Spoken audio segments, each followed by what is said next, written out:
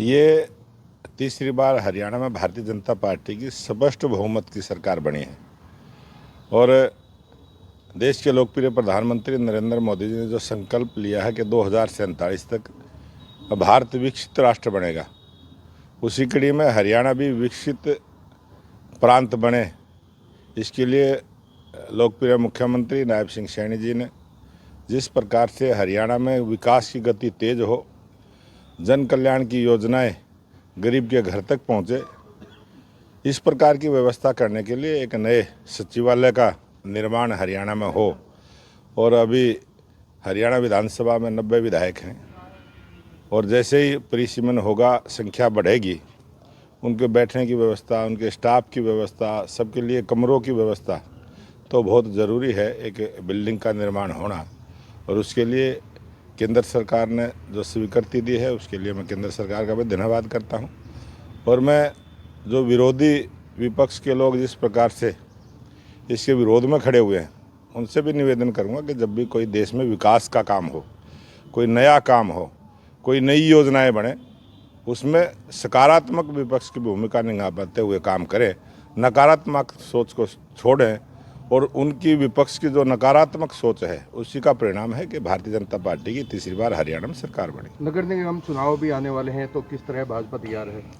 Bharatiya Janata party का ये संगठन का पर्व चला हुआ है और हरियाणा प्रदेश में विधानसभा चुनाव थे। 21 अक्टूबर से हरियाणा में भारतीय जनता पार्टी के प्राथमिक सदस्य बनाने का जो अभियान शुरू हुआ है, उसमें 10 लाख से ज़्यादा सदस्य, प्राथमिक सदस्य हरियाणा प्रदेश में बन चुके हैं और तेज़ गति के साथ पर बूथ हरियाणा प्रदेश में 20,629 बूथ हैं।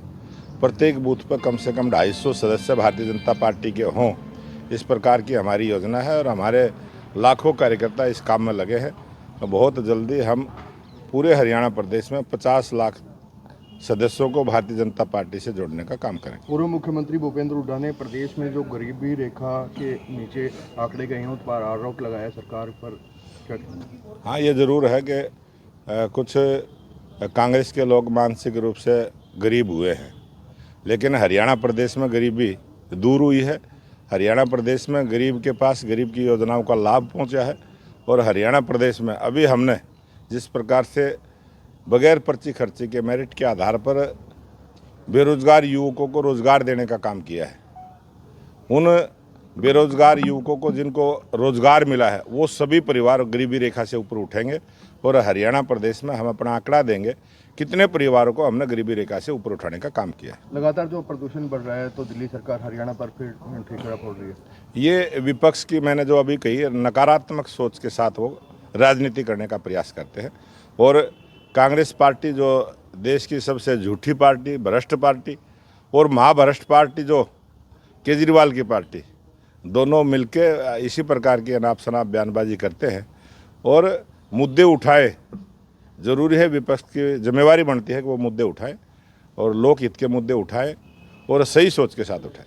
ठीक है। भूपेंद्र हुड्डा ये कह रहा है कि ओल्ड वाइन और न्यू बोतल का प्रयोग किया जाए। हाँ, वो अब जो आदमी जिस प्रकार का सेवन करता है, उसी प्रकार का वो उदाहरण भी देता है और अब उनकी उम्र इस प्रकार की हो गई है, वो अनाप शनाप कुछ भी उनके मुंह से निकलता है। और जो जनता ने जनादेश दिया है, मैं आपके चैनल के माध्यम से भी निवेदन करूंगा कि पहले कांग्रेस के लोग उस जनादेश का सम्मान करें, उसका सम्मान करते हुए इस बात की पहले जनता के बीच में अपनी बात को रखें। और जो बयानबाजी उन्होंने करी है, जिस प्रकार से आरोप कभी ईवीएम पर लगाने का काम करते हैं, कभी चुनाव आयोग पर ही आरोप लगाने का काम करते हैं, तो मैं निवेदन करूंगा पहले ये बताएं कि जो है वहाँ ईवीएम ठीक थी या खराब थी। नेता प्रतिपक्ष का अभी तक फैसला नहीं हो पाया, क्या कहना चाहिए? ये उनका अंदरूनी लड़ाई है और जनता ने इस लायक उनको छोड़ा भी नहीं है। और उनको विपक्ष का नेता क्या है, अभी तो 2 विधायक आईएनएलडी के हैं, 3 विधायक निर्दलीय भी है। उन 5 में से ही कांग्रेस किसी को अपना नेता चुन ले। खाद के लेकर दिक्कतें आ रही है सर किसानों को। आज पूरे हरियाणा प्रदेश में मार्केट के अंदर ना खाद की कमी है, ना सोसाइटियों में कमी है। जब भी किसान को ज़रूरत पड़ती है, वो सीधा दुकान पर जाता है और खरीद खाद की खरीद करके अपने खेत की बुआई करने का काम कर रहा है। लेकिन विपक्ष तो लगातार मुद्दे उठा विपक्ष से झूठ का जो गुब्बारा उन्होंने चुनाव से पहले भी इसी प्रकार के बहुत सारे आंदोलन उन्होंने किए थे और इसी प्रकार से झूठ बोलने का काम किया है।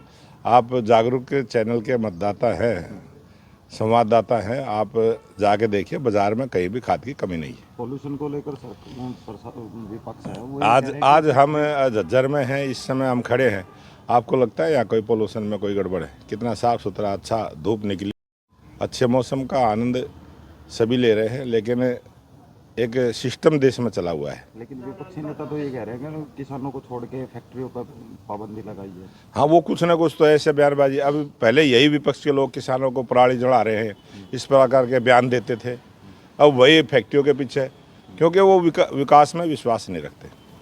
दिल्ली भी चुनाव हो, क्या रहा? दिल्ली चुनाव हो, चाहे अब महाराष्ट्र के चुनाव हो, चाहे झारखंड के चुनाव हो, भारतीय जनता पार्टी प्रचंड बहुमत के साथ जनता जनार्दन का आशीर्वाद लेके सत्ता में आई। ठीक है।